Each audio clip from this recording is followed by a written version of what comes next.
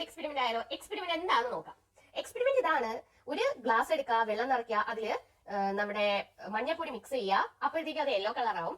അതിനുശേഷം നമ്മളുടെ ഡിറ്റർജന്റ് ഉണ്ടല്ലോ, ഡിറ്റർജന്റ് ഏതെങ്കിലും മിക്സ് ചെയ്യുക. അപ്പോൾ അത് ഡാർക്ക് റെഡ് കളർ ആവും.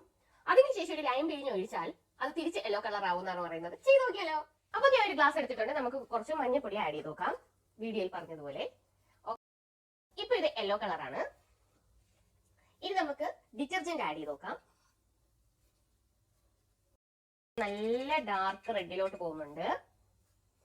ഈ പറഞ്ഞിരിക്കുന്നത് നമ്മളൊരു നാരങ്ങ പിഴിഞ്ഞു കൊടുത്താൽ അത് തിരിച്ച് യെല്ലോ കളർ ആവുമെന്നാണ്. അതേ യെല്ലോ കളറിലോട്ട് പോകുന്നുണ്ട്, നിങ്ങൾക്ക് കാണാമെന്ന് പ്രതീക്ഷിക്കുന്നു. അതെ, തിരിച്ച് നമ്മളൊരു നാരങ്ങ പിഴിഞ്ഞു കൊടുത്തപ്പോഴത്തേക്കും അത് യെല്ലോ കളറിലോട്ട് പോയിട്ടുണ്ട്. Okay, experiment